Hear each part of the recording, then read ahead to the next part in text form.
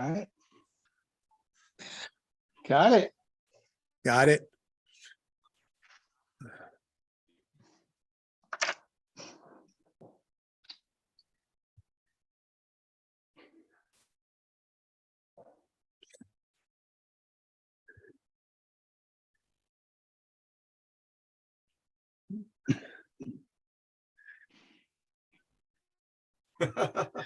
Hello and welcome to the Real Spin on Tennis. We are live streaming, my favorite kind.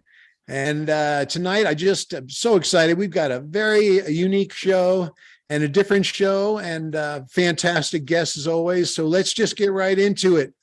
Nice to see you all and thanks for coming out. Whoever's watching out there, thank you so much for tuning in. Here we go. There is so much talk about mental health, of drug abuse and emotional wealth, but could there be a better diet to help elude a drug-crazed riot? And what I'm talking about here is, when does it become a problem?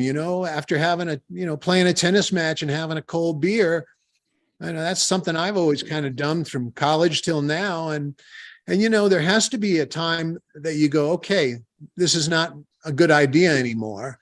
And me personally, Greg, I was not a saint in college, and Billy and I had our share of fun, but just got up the next morning and jumped in the ocean and shook my hair out and said, okay, let's go play ball again. So that's kind of tonight's topic, is we're going to talk about mental health, pressure in tennis, a little parental pressure, and abuse of drugs and alcohol. So let's welcome tonight's guest. He's so honest, he'd make Abe Lincoln fidgety. He's as honest as the day is long and wide.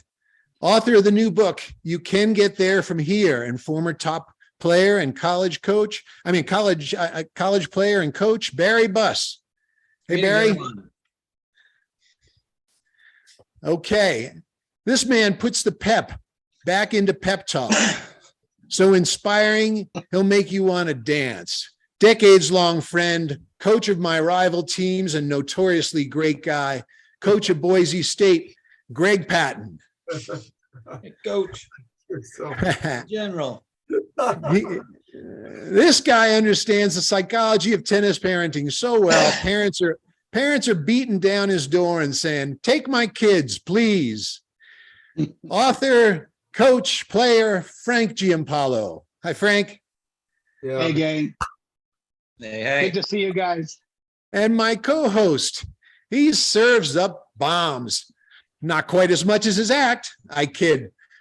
My former protege, owner of all the intellectual property of Ted Jones World, CEO, Ted Jones. What's up, guys? Good to see you, Jack. All right, Ted. Okay. Well, let me start here. Barry, this is probably a subject you're not very familiar with, but tell us a little bit of something about, you wrote a book on it, so maybe about my question. When is too much too much? When is it go from having a cold beer after a match to we got a problem here?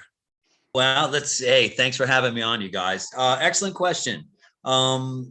When we talk about mental health, what exactly are we talking about? Part of the human condition is anxiety. Part of everybody has moods. We all can get obsessive and compulsive. We can all go up and down. So when does having these natural human traits cross the line into a disorder and where it actually requires medical attention?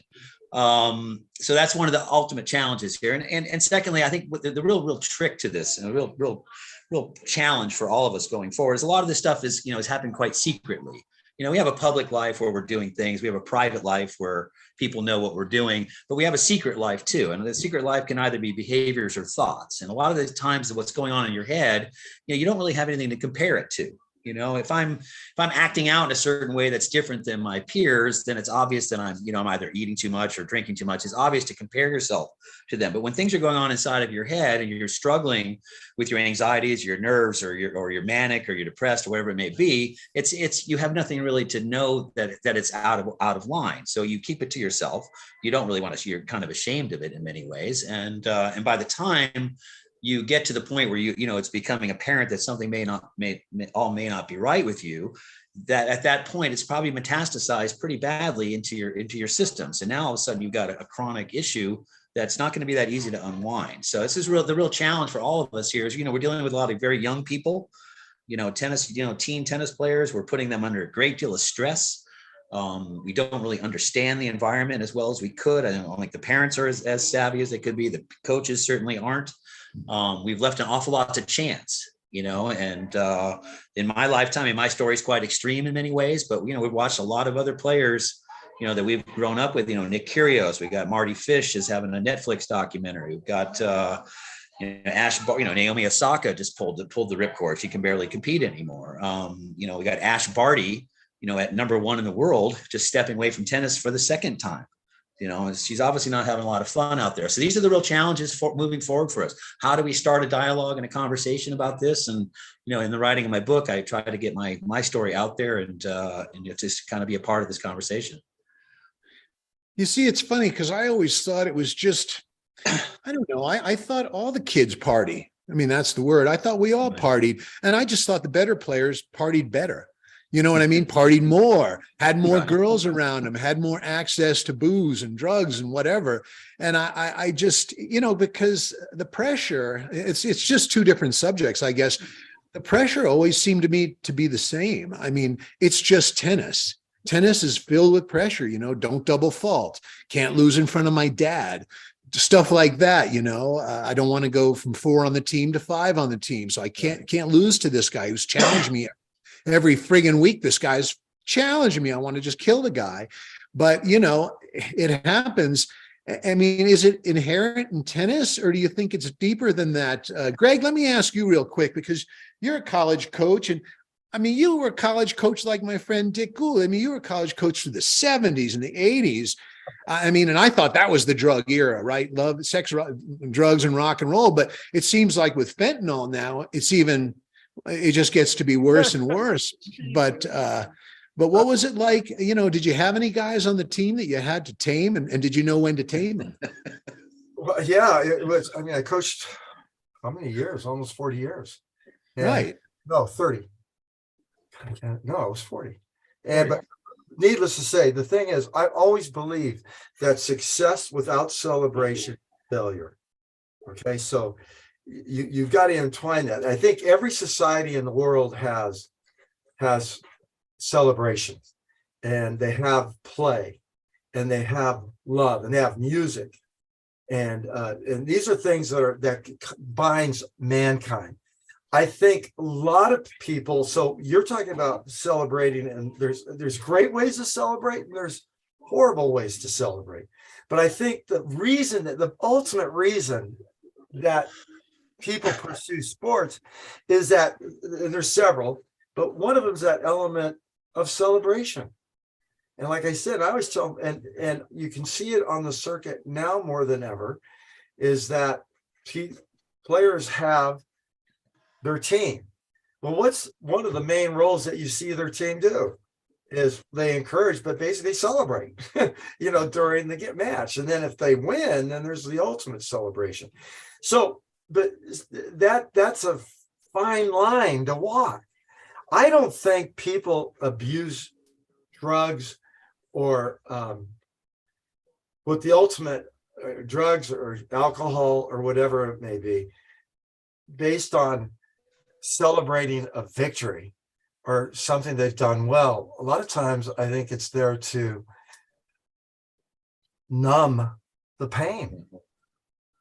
And I've always felt that, like, being a coach was joyful, and having a team was joyful.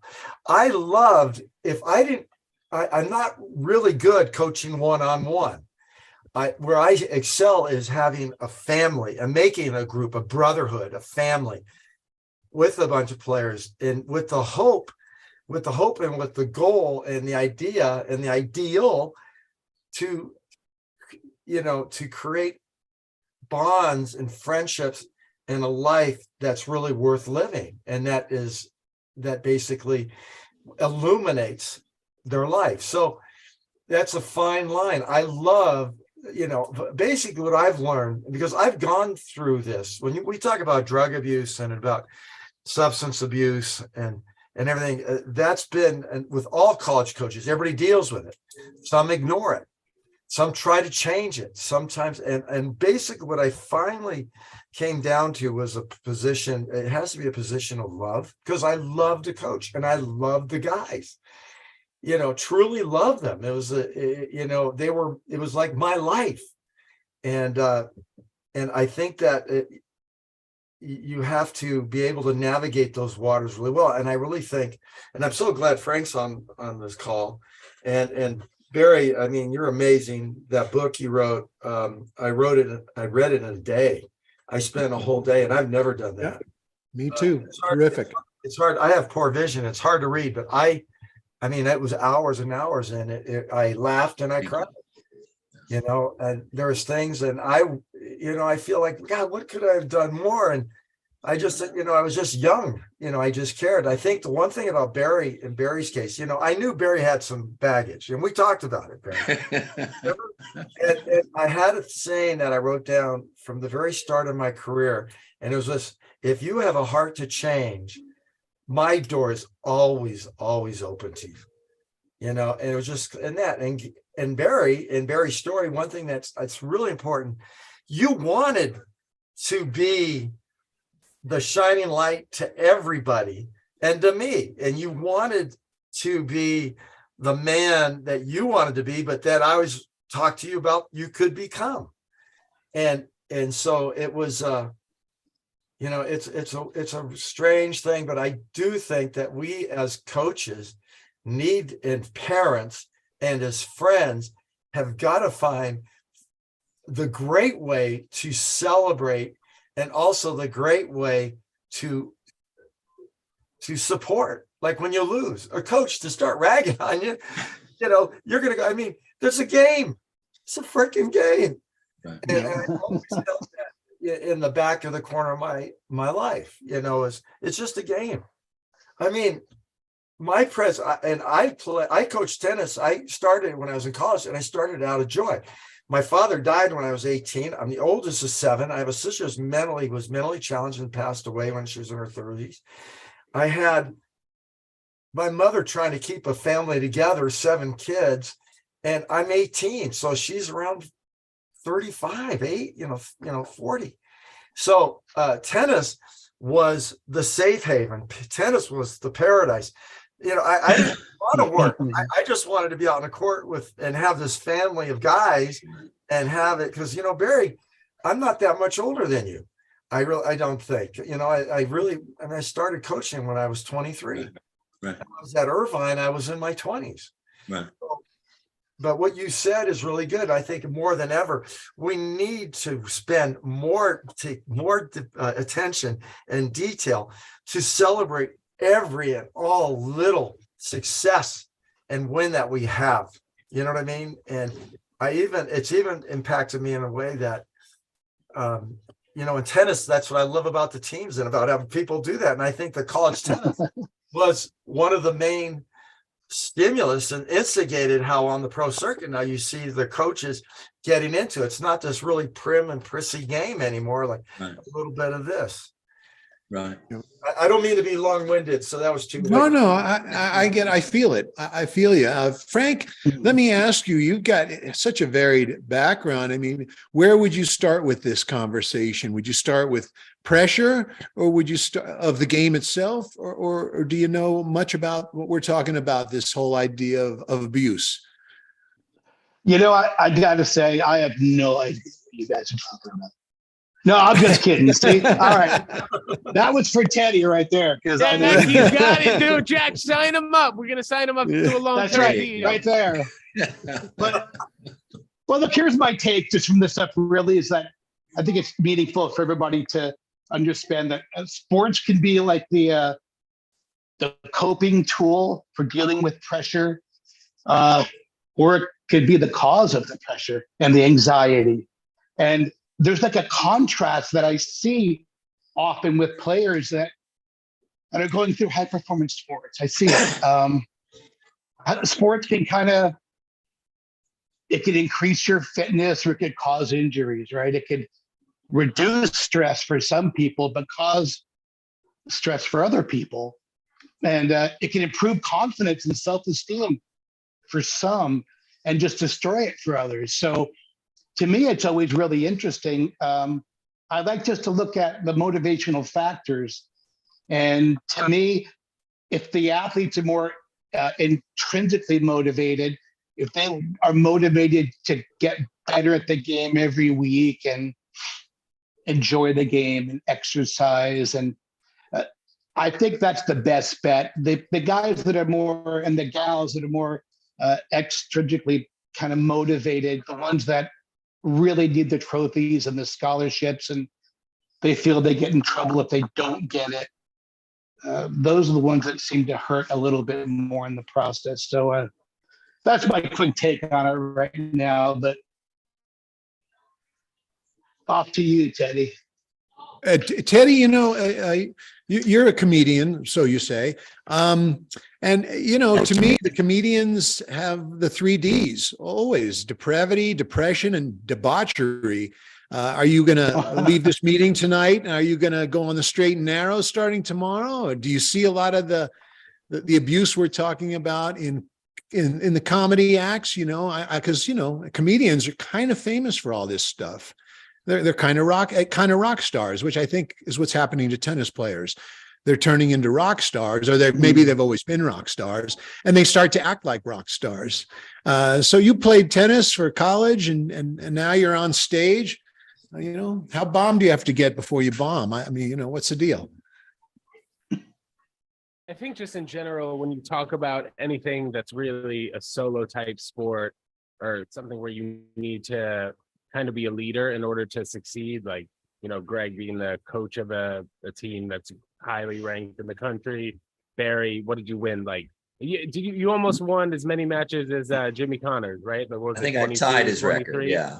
Okay. I tied his record. Like something like that. And then Frank working with people of, you see all different minds. Jack, obviously, you work with kids who are young and you see all different types of egos. I think just when you have to be a leader and when you have to put a lot of pressure on yourself as a person and realize that you can't rely on other people to do your job, there's a lot of pressure. And Frank, I think it was really a good point you harped on, like being on a tennis court could relieve you stress. Like Greg, when you were on the court, it relieved you stress. But Jack, sometimes, like before you met me, like I was stressed when I was on the court. I got on the court and I was no longer the cool kid like who was in the hallway. It was different. When I played with Mike Orden, you remember Mike was like, bro, just be the kid that you are in high school on the tennis court. It was, and then it was like practice matches. I was spanking everyone. I was on court 1. And then when it came to tournament time, I was down on court 4, shaking in my boots to hit a forehand. So I think it comes a lot with like managing your nerves. And then sometimes, if I was like drinking in college or something, maybe I would drink a little bit more than usual or something just to like even out the nerves. But I think that there needs to be a better way that parents can introduce the sport to kids, but there's always a balance, right? Because in tennis, you're always thinking, what is that other guy doing to get better? It's not like basketball where it's like a full team sport. You're thinking about, is there a Your microphone's cutting in and out, Ted, just so you know. Well, let's head. That's perfect timing. Let's head towards the B block. That's I still have more to say, but we'll just keep going because we got 1 hour, folks. So Facebook and TikTok, the pressure from peers have stunted our juniors over these past few years.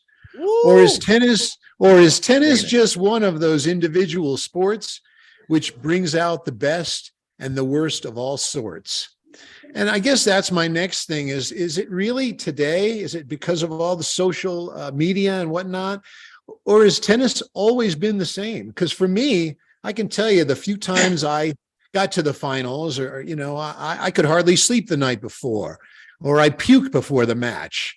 And the other thing I wonder, are we just sort of seeing more of it today? Because I remember when I was 17, I remember a kid named Howie Schoenfeld. You guys may or may not remember him. But I couldn't believe it. The guy wins Kalamazoo. I'm jealous as hell because, it was the haves and the have-nots, and I was a grinder. So I was more of a have-not. And one of the guys that, had to always question myself. Am I really a baller, or am I a fraud? And I always thought, well, this guy's got it made, guys like Howie Schoenfeld or Ferdy Tagan or these guys. And then you hear about Howie and committing suicide. And it just really, it kind of freaked me out as a young man. And I guess, Greg, I want to go to you first and ask you, when you're coaching through these decades, do you see a change in tennis, or do you think that society and sort of, our futuristic world we're living in, has that changed the sport at all? Or do you think the basic nerves and ego of the players has always been the same? No, I really think that it really has been all the same. But I think now that you're talking about social media and that, I think in a person who's struggling in this sport with the mental health issues and the ability to handle failure and success, you didn't at least have this where people were going online and judging you. So I think the necessity to talk about what we're talking about now is more vital and more critical and more crucial now than it ever has been. And I think this is something that, especially for, I'm a coach, is really being aware of this and being, and knowing, not knowing, but wanting to know, wanting to learn how that you can really be a factor in the most important part of the game is the joy of the game, the joy of playing, and to get all the benefits from tennis and ignore or erase or eradicate all the downfalls of tennis, which is the cruelty sometimes that happens. Barry, and Barry's, you gotta read his book. I mean, he talked, he talked about, playing and trying to please his father and trying to play at, UCLA and the pressure that he experienced there. And I know, I have a lot of affection for Barry now, but especially then because he, you were a pure soul. Barry was honest, and in a lot of ways, even though you did hide a lot of things, but I think you were trying to survive and trying to find a place to survive. And it was rough, and the system was against him. He came down to UC Irvine, and he had to live in a bus. So we called him the man. I saw that. It was kind of like, I couldn't get someone, there's tons of people that he could have stayed with. And I think you did crash with your teammates, but that was the only. Yeah, I eventually found a couch. Yeah. So, but if as a coach, and you're trying to be have integrity and be a symbol of integrity, is I couldn't, there's tons of people that would have embraced him and brought him in. And I think, how could his life maybe have changed if he would have had that nurturing from so many great people in the community that would have brought him in. And that's the reason it's God, it just pisses me off, because things that we could do, you have these stupid arcane rules, do not deal with taking care of and growing, developing, and creating wonderful human beings. Because there's all these rules that were attached, you can't do this, you can't do that. And it was something that I had to deal with my whole career. So the question that you asked is really poignant. I think the one thing is we need to learn from the past, we need to prepare for the future, and we need to perform in the present, right? So preparation is providing a safe haven, a great place for a young person, or even not a young person on the pro circuit, is provide a place that's nourishing and supportive and educational. And it takes a lot of time and energy and sometimes humility to do that. But I think that's one thing that when I go talk to coaches, and do coaching seminars, it's the one thing that I always talk about is change, try to impact the heart and the soul of the person, and the other things will follow. I hope and pray. Yeah. Yeah, Frank, can I jump in there? Yeah, please do. Please Yeah. do. Yeah, it's interesting when you ask the question if the kids are different today. I think, I think it was last year the Surgeon General came out and declared a national emergency for mental health for teens, and the numbers of depression and anxiety and self-harm And suicide. I was just it's watching the news today, and they were talking it's about more suicide than spectacular. ever in kids. I think when we were younger, I think the primary concern for kids like us, because parenting was a lot different back then. It was a much more hands off, and kids like us, we were more juvenile delinquents. We were acting out. We would drink. We'd party. We'd smoke. Girls dealt with teenage pregnancy. It was a lot of kind of acting out debauchery, but it's that those numbers are dramatically down now because our generation grew up and we know what kids do when they're left alone because that's what we did. So they don't leave them alone like they used to. We used to be able to hang out at the club for 8 hours. That's not what happens anymore. So kids are monitored a lot more, but now they've turned inward. Now the numbers on depression and anxiety and OCD and eating disorders, it's way up right now. So kids are in their heads. They're on social media. I don't think COVID helped anything for these kids. So it's a real issue. I think one of the real challenges here, it's called emotional intelligence.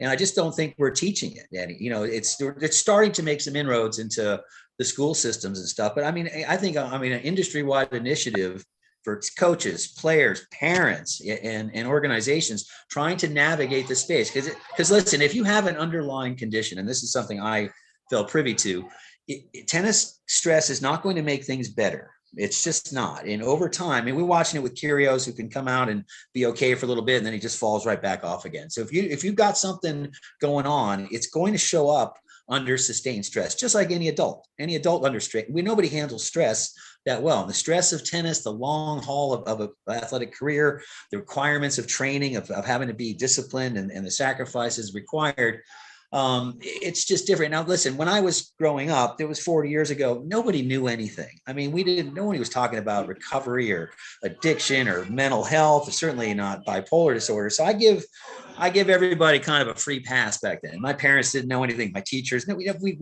just didn't know anything. But now we know a lot. We know a lot right now. So what happens if I roll into town today, talented, but troubled with a lot of baggage, like Coach said, and rolling into my van? What are the safeguards in place for young people like myself, who have got issues, to make sure that their lives don't get off the rails? And that's really the challenge, I think, for all of us as ambassadors of the sport moving forward, is can we create an environment to get the real return on the investment? That's really what this is about.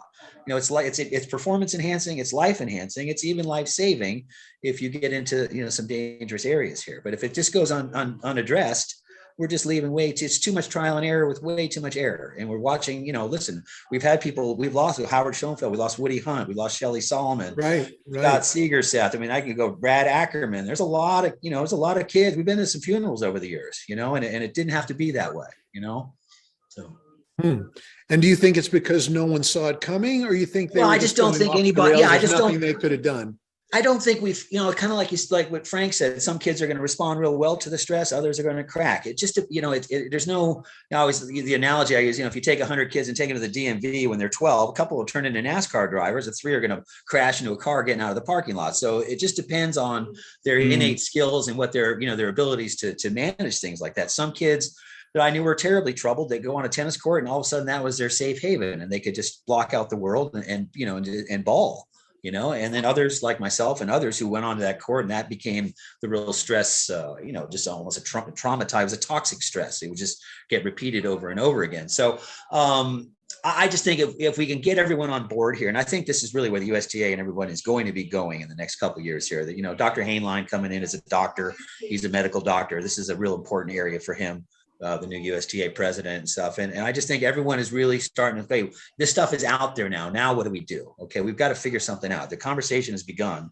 Now we need an action. We need a curriculum. We need an actionable set of actionable steps here to assure that, that all parties are involved here. Listen, the parents, the parents are probably the most important influence on these kids for the longest of time. They've got to be on board. we can't make this optional. I mean, I've been doing this business for 40 years. The parents today are worse than I've ever seen. I mean, it's frightening. Is that right? Oh, it makes my want to pull my hair out. It's just it blows my mind. So I think. Go ahead. I was going to say, it's funny because to me, the pressure all began when my dad started giving me lessons. I'm a good kid. I love my dad. Right. And I just was like, damn, it was fun before when there was no pressure and I was a natural, I had, a semblance of strokes and I just grinded out there. It was actually less pressure before the lessons. Once he gave me lessons, I kind of felt guilty at 12 years old, 13 years old. I was like, well, God, I better perform now. And it almost put, I'd say, a lot more pressure on me. Teddy, before we go to Frank, because I know he's got a wealth of information on this subject, let me ask you, I was coaching you at 14, 15, 16, right in there, 17 before college. And I remember some drives we took, you, me, and your dad to tournaments, right? They were off the rails, remember? And I was just wondering, because Frank is going to really take over in this area, but I want to hear from you so he can sort of play off that, how you felt. Did you feel similar to me that the pressure was on because, you were practicing a lot when you and I were, working together and you were your dad was paying me good money, and, did that affect you? I think so. I think just in general, the whole nine, you coming in from California for, 5 or 6 nights, we were hitting the court training. I was homeschooled, or I went to a special school at that point. I don't know when it was, and then traveling to a tennis tournament with my dad when MapQuest was just introduced, slowly starting to use it and like half use it. So he was like, "Oh, should we make a right? No, it says make a left. It's right." It was crazy driving New York City. Never pulled the Rand McNally Atlas maps out. And it was in Long Island too, so there was always traffic going out to Long Island from the city back and forth. But I think that there was definitely a lot more pressure. I mean, the more that was invested by, I guess, my family into me, there was more pressure. It was seen as an investment. Like what was I going to end up going to a Duke or Virginia, or was I going to end up going to a school in the Big East, which is what I ended up doing, UConn or a BU, or U Miami. So I think that it just depended a lot on day by day, result by result, practice by practice, and that was stressful on the court when you shank a ball or hit a ball into the back fence, or don't use your hips properly. Every stroke, there's an opportunity for you to freak out. Yeah. Frank, let me ask you. You lecture on this stuff. I mean, when does a parent go from being supportive to being detrimental and a royal pain in the ass? Well, to me, like we talked about earlier, different parents have different issues. Some are under involved. They book their child into maybe 2 hours in a group clinic with the junior pro. They give them a 30-minute private lesson a week, and they think their kid's going to go out and win all these 64 draw events, 18 sets in a weekend kind of thing. And, that parent is on the sauce, they're not in reality. And they are, they have great intentions. They really do. They're just not educated on the topic. And you guys know that the common issue is the over-involved tennis parent, right? The one that makes all the decisions for their child, doesn't let the child make their own decisions for anything. You ask the child the question, the parent answers. A good example yesterday, I can give you a couple of examples that are more storytelling, but I'm working with a child on his serve and his ball toss, and this is a 14-year-old that's hitting about 100 miles an hour. So, he's not bad already as a young kid. His dad has his fingers through the fence, as you guys have all seen as coaches, and the dad's talking about, what about his knee bend? He's not doing the pinpoint and all these other issues. And I have to walk over and talk to the parent about channel capacity. Like with neuroscience, they talk a lot about the human brain can't solve 2 complicated tasks simultaneously. So now I'm trying to get the parent to understand you were ruining your child's lesson and you're wasting your money because now your child wants to please me and get his ball toss correct, but he wants to please you at the same time. And that's difficult for any adult, nonetheless a young kid. But you know, I've been at it for a while now, and when parents are educated, they're terrific when they go through that, but a lot of them aren't. I had some parents here this last weekend, and they're from San Francisco, but we talked about the stress and the pressure. So it's cool that we're talking about this now, because this just happened last weekend. But we're talking about it, and we talked about the drive to the event, just the drive to the tournament. And the girl Katie's talking about how her mom is mad at her for chewing at breakfast too loud, her bad choice of outfit. She's all pissed off about the traffic and road rage, and she's all anxious because the mom can't find the site, they can't find parking, and Oh yeah. Yeah. you know. But then guess who gets all the blame for the loss, right? Poor little Katie. So we said, okay, let's talk about your dad. What happens when your dad takes you? And she goes, well, here's my dad's conversation. If you win, your UTR is going to go up to a 9. You're playing a pusher, and she cheats, so be careful. You should win 0-0, Right. but then you're going to play an 11 UTR, and your UCLA scholarship's on the line. And don't forget, I spent $2,000 to get you here this week for the tournament. So I'm not going to keep forking over my hard-earned money. You know, so that's typical nowadays. Yeah. Where you know, Yeah. and the kids really don't have a chance to be stable. You know. Yeah, and that's So- kind of where I'm coming from. Yeah, I just think, Yeah. and I don't know who's worse. I don't know who's worse, the tennis playing parent or because the non-tennis playing parent is just as bad because they don't understand. Well, you hit your serve fine in practice, just do it in the match. They don't understand. You know, I always want to take the racket and just hand it to the parent and say, you go ahead and do it. You show me how it's done. And then the parent that's played sometimes they're just a hard ass. So it's kind of, Yeah. I'm not sure which is really worse. No, it's a good point. You know, I see often, and you guys all see it too, I'm sure, but Friday, the coach is feeding balls to the kid and he puts her right in the strike zone. And, you know, they're just basically playing catch back and forth. And the kid looks over and says, man, I'm going to be on the tour. This is easy, this game.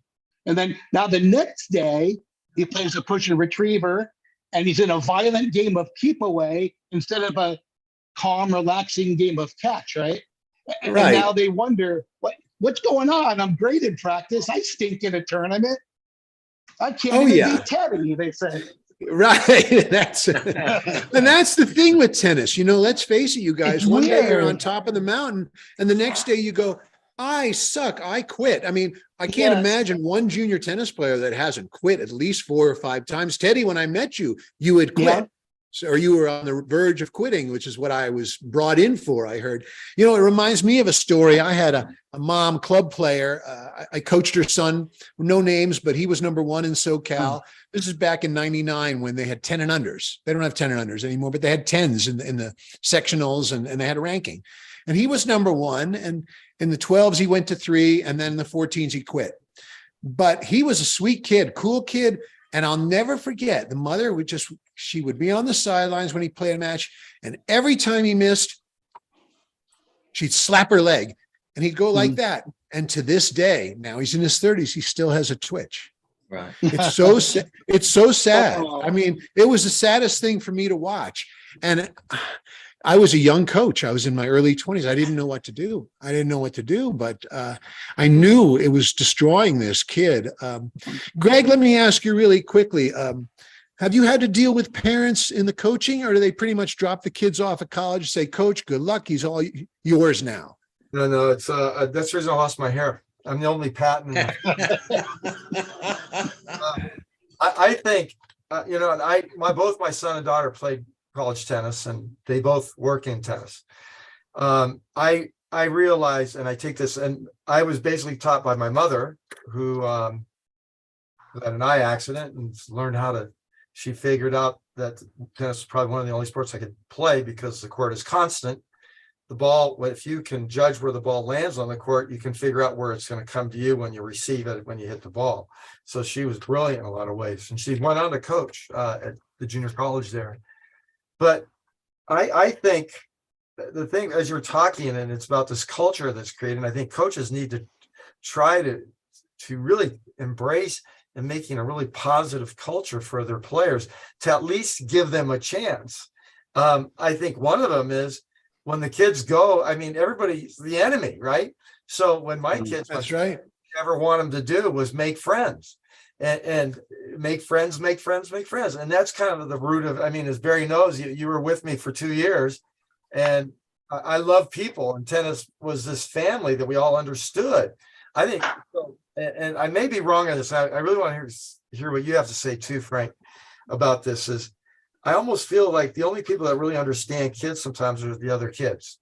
And I think that as a coach, I need to be a kid and go back to that. I love college coaching because I love the time of life that the guys are in. And so I got to live it for 40 years. You know, I go to the courts and I'm a college guy, you know. I get to hit with my guys, and it was like heaven. But I think that's really important. I think the one thing too is, I think a coach and a parent, their only job really, or the basic job, the foundation, especially the parent, is romance them to the game. You know, romance them to it. I had a thing with, and as Barry knew, you know, with my college teams, I spent more time working on the social stuff of, you know, getting together and, you know, playing cards with each other, and going down, you know, here at Boise, going up to the mountain and take the, you know, the inner tube down. And then at Boise, in Irvine with Barry, you know, we were going to the beach. It was like, try to find the you know, life's way too short. And when they're playing in junior tennis, it's going to be over. And what's going to be the aroma? What's going to be that feeling about tennis? And hopefully, I always wanted it to be blissful. You know, that was the time you get to go out there, and there's the dance and the cadence and the rhythm and the beat and the music of tennis. And I want them to remember that. So, and I've dealt with parents. And what I had to do one time was, I had a guy who was telling me stuff, and I said, would you go to your son's employer and tell him to give him a raise? And he's not doing a very good job. And, you know, hours he works. Because if you do, that employer is going to fire your kid. And I hate it. And as Barry can probably remember, you know, I had that team, I had all, not all, but there was a few misfits. And I had Brad Ackerman on my team. I had Stefan. Oh boy, Stefan Aniston. Oh. I took all the problem children. I took them all. And the thing is, combat pay for that. But I love them. Yeah. They were characters. And in some ways I'm a character, but it was kind of like, but I wasn't able, you know, we had great teams. Really good teams. But we had tragedies, you know. Stefan Aniston, you know, that guy was a talent. Oh, crazy. He did So good. By the time he was about 22, 23, yeah, when he's murdered, doing drugs. Yeah. And the same thing with Brad Ackerman. You know, he came, you know, Barry went to UCLA and he came. I wanted to be the safe haven. I was, you know, you know, and give him an experience where he was going to be respected and he was going to be honored, and we were going to, you know, it was going to make, it was fun. Tennis was fun, and all these guys I was getting, tennis wasn't fun. No. I was trying, and one of the most glorious things is when Aniston played for us that 1 year before you got there, Barry. Right. He was so much fun. He would come to practice sometimes and would have a tennis skirt on. Just it was fun. Yeah. So I still trying to transverse this whole, you know, I'm still trying to be a better coach and impact people in a better way. Well, the thing is, you know, when we played you at, Billy and I played you, I think, at the All Cal tournament, and we played you when you were with Irvine. Yeah. Well, you know, we always loved you. We just said, man, he's the coolest coach. You were only 5 years older than us. Well, he's the coolest. I mean, that's the question, when do you have to stop being cool and put your foot down, because you want to be cool. But you also need to set up, I guess, boundaries as well as a coach. Yeah, and that's a right, Frank. That's a constant as you get older. There's never, each person is different. And, Yes. And I think it's and each story is different. And the ultimate joy of it, though, I found, is the relationships that we all have. Right. Right. It's a unique fraternity we are. Yeah. I mean, that's why we're all here now. We somehow touched each other's lives, and we're here now. The two fellows on the bottom there, Barry and Frank, just recently, but I have a feeling we're going to be friends for a long time. So, because tennis people have a kindred spirit, I think we're all sort of cut from the same cloth. We've all been stressed. We've all felt insecure. We've all felt fantastic, like how could life get any better? And unless you're a tennis player, I don't know if you really know how tennis players feel. I really don't see it. No, But let's move on here to our final D block, and we can expound a little bit more on what we were just talking about. So I call this one, Do You Know Jack? It's one of my favorite topics. What's the best thing a coach can say when a slump has arrived and seems it will stay? Is there a way to instill the belief and courage to stay away from the still? That's the best I could do. Teddy, I'm going to let you go here. Not being a coach, what would you have during your darkest hours? What would you have wanted me to tell you, or did I tell you? Did I say anything good, or did you want me to? Did you want me to say anything? Did you want me to build you up? Did you want me to slap you around, knock you down? I mean, I'm curious now. I think it's probably a good balance of all of those things you just said, but I think when you see something that has worked in your students' game before, I think it's important to reach back to that. I've seen you hit this type of forehand in practice thousands of times. I know you can hit it. I know you can hit this serve. I know that your nerves are, solid enough to make it to the tiebreaker in the third set and win 10-8, something like that. I think just reinsuring that the tennis player knows what they're doing, because I think that there's ultimately just too much negativity in trying to teach kids how to win sometimes. You know what I mean? Yeah, I mean, there's a lot of punishments going on. You miss that in the net, run 3 times around, or do 10 burpees. I was personally never that kind of coach. If my player was playing bad, I would always take the onus. I screwed up. I'm not coaching him well enough. I want to ask you something, Frank, because this is something I just thought of now. And I had 3 students that I can really recall call me after 11 o'clock at night. Only three times. And Greg, 2 of the 3 of these guys, so I'm not going to mention names, but one called me and he was 14 years old and he got teased a lot in school. And even though he was sort of a funny kid, a peculiar kid, I liked him a lot and he tried really hard. And he made his varsity team, but the teammates still would just tease him mercilessly, do horrible things to him in the locker room and this and that. He called me one night around 11 o'clock, threatening he wants to kill himself. Okay. Yeah. I did talk him down. He went to college. Everything's fine, but I was kind of freaked. It was my first phone call. And then the second kid was a great player, a great player, All-American, all that stuff. But at 16, he called me at 1 a.m. and I need money. What are you talking about? I'm gambling down at this club in Escondido, or I think it was Escondido. It was Escondido. Yeah, I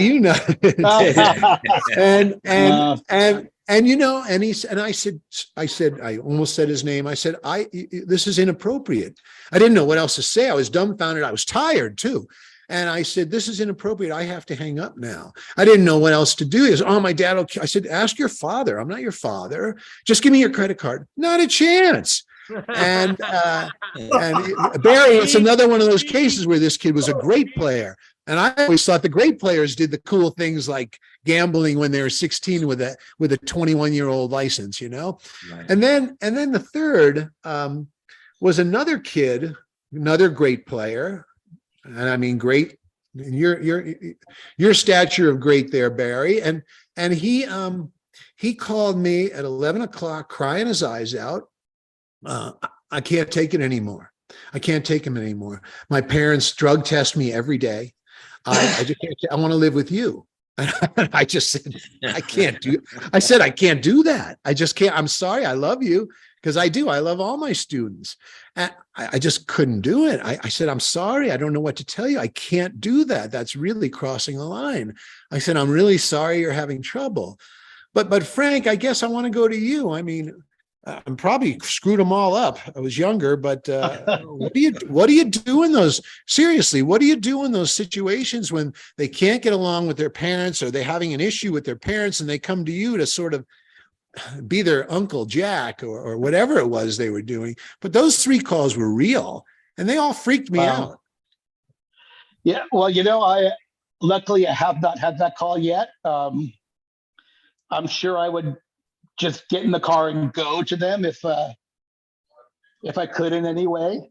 But yeah, that's extremely a difficult position to be in. To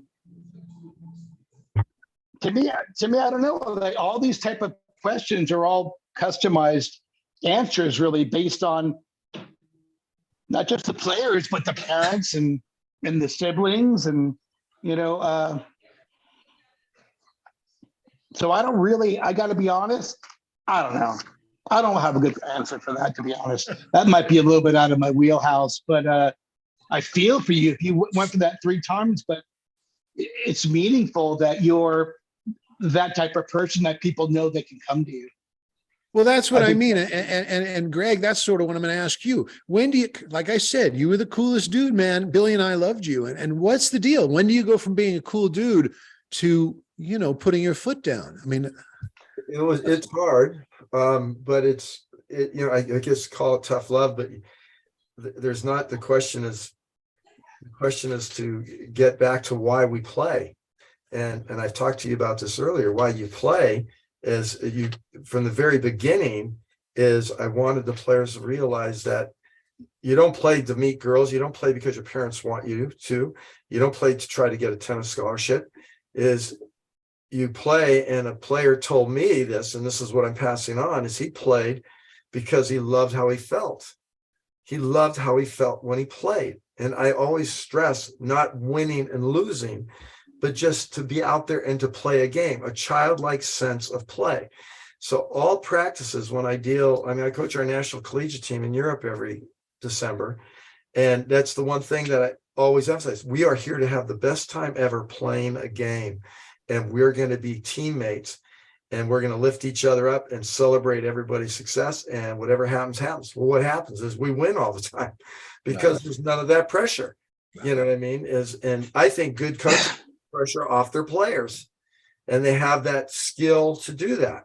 And I can say Jose, I saw Jose coach, when I was working for the USTA, he made it, there's a joy to him. Tom Gullickson's unbelievable at doing that. Every time I've read anything that Frank, you've written, and I've followed you really closely because I want to be a better coach. I think you're right on with a lot of stuff that you've been doing. I think people play because they love how they feel. So I go, what is the greatest feeling? And when everybody says it's to win, it's not to win. The greatest feeling is to play. Because in this society, this is what I tell my players all the time, in this society, either spectators or participants. In tennis, everybody can be a participant. You can play, and, go down to the, and a perfect example, and this validates what I'm saying, is pickleball. Yeah. Pickleball. Yeah, it's the great equalizer. Yeah. Yeah. So they want to just be out there. They're having so much fun. They're having way more fun than anybody, whether it's got legs or not. They're having a ball. And they don't care who wins or loses. Yeah, they're just having a ball. I love it. And we have to get that back into tennis. Yeah, and I think, absolutely. and I think Gould did a great job of doing that. Yeah. Yeah, he really did. Talk to his players. I know them all. They all love Gould. Yeah. And sometimes it's because, and I've been around Dick a lot, and he's always been, it's just, playing the game, and he loves his book's really good because he talks about sometimes he should have disciplined them more, Right. and he didn't, but then but he knew how they felt. And I think that's so much fun. A really quick thing that I really believe in is, and I really got into it when I got to Boise, is the blissful hit. I can go out and hit balls if you turn some music on. And I learned it because even when I coached the national team with Roddick and Sam Querrey and with Stevie Johnson, you put music on, they go out and they'll just hit and they'll lose track of time. Right. Music's essential to who we are. It stimulates the hippocampus, and it empowers people. So, and Barry, I mean, when I got up to Boise State, is I bought speakers and put them into our outdoor courts and hung them up. They got vandalized 3 months later, but I didn't care because I just bought some more. Right. I love it. So, Teddy, we had music a lot. Remember? Yep. Yeah. I'm right with you, Greg. Yeah. So you have a blissful hit. Now the blissful hit is just loving the feeling of hitting. If you miss the ball. Yeah. So then I ended practices up with the blissful hit. Right. And so, guys, we're done. We got 3 minutes. I'm putting on some reggae and let's just hit. Feel good. Get your feeling. Yeah. Feel good. So leave. It's like kissing a girl goodnight. And if it's a nice kiss, you call it the next day. You're going to want to go to a movie. Right. It brings you back. So we now another thing. Barry, you were at UCLA when Boise State played UCLA and you were filming it. Remember that? Yes. Now, at the end of the match, our guys, we would always end after the end of the match and not just packing up and leaving, especially on the road. If we win or lose, the guys, I go, let's have a blissful hit. And I didn't force anybody, but right. I think in that match, did you see my guys play? And several times, we lost to UCLA that time, but I got to admit one thing. You got him. UCLA at UCLA. Yeah. The chef's kiss. So the thing is this, that I wanted them to leave the courts feeling good. The blissful hit is not hitting winners or anything. It's just hitting the ball down the middle, just rhythm. And I did that. And I had several people come up to me and go, "You are such an asshole. What a coach. You discipline your players. You're making them hit after a match. Those guys played great." I said, no. They wanted to do it. Right. This is about exalting the game, about honoring the game, about honoring our opponents, honoring ourselves, is to do the blissful hit. And that was one of the things that I would do for years and years. I didn't do it. I remember that. Irvine. I had to grow up more a little bit to realize. Now, so why do they play? They love the feeling. What's the feeling? To play well, to serve others, right? And so that's scary because everybody wants to make their parents happy. Right. And that's kind of that. If the parents understand that they're trying to do this to serve and honor you, the parents start to chill out. Then the last one is, it's a great feeling to be successful. I'm not going to deny it. Barry knows me. I'm an intense competitor. I love to win, but I got to do it the way that St. John the Baptist would do it, or Jesus Christ would do it. We want to win, but brother, or Mahatma Gandhi, he's my man. Yeah, you got to do it on your terms. That's what I try to do with my son and daughter, and look they're both coaches. So right. That's awesome. That's great. Great. Yeah. But I'm damn proud of that. My greatest success is my kids are still in the sport that I love, and they love it just as me. We get on the phone, we talk tennis, and have a great time. So that's awesome. Barry, let me ask you: Can you close out this set with some words of wisdom here?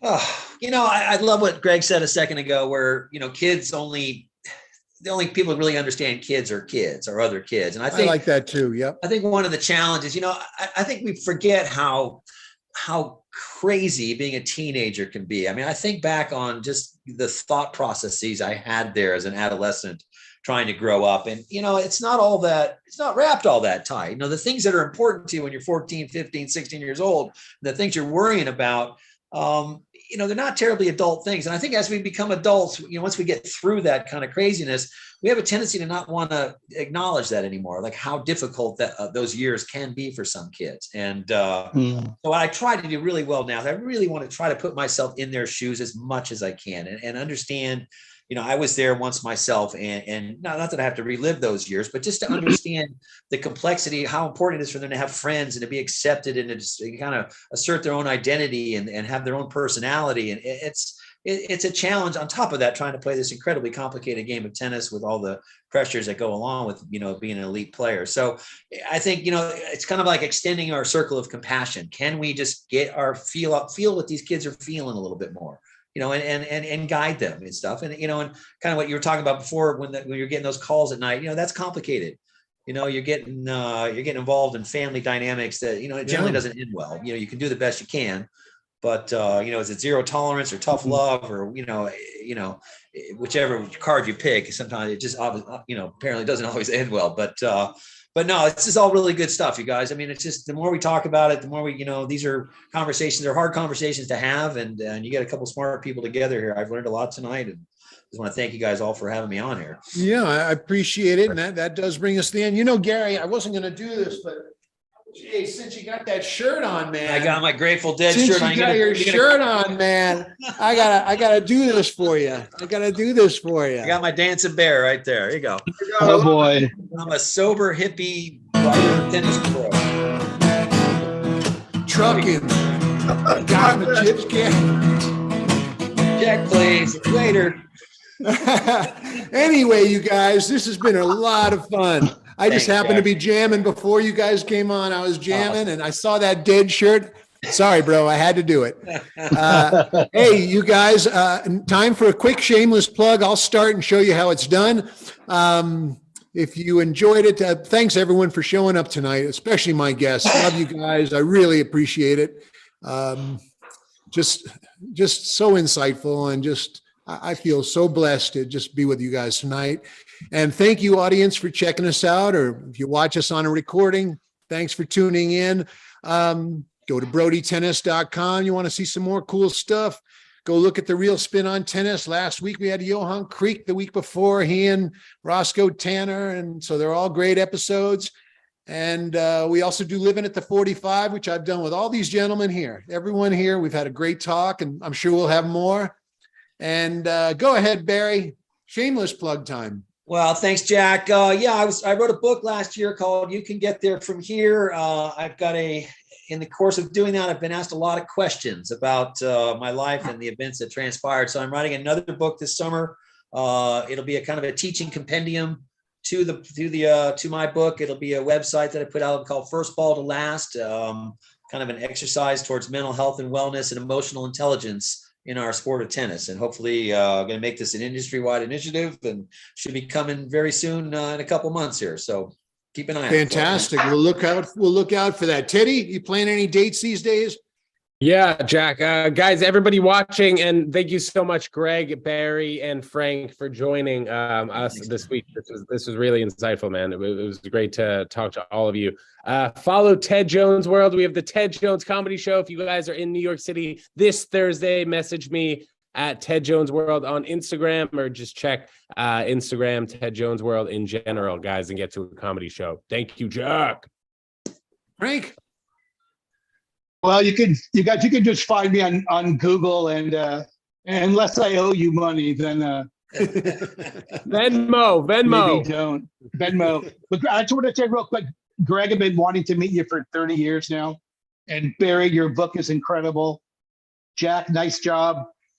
Teddy, I want to see that low backhand volley, because I keep hearing how horrible it is. So who told you that? Oh, it's on the Google machine.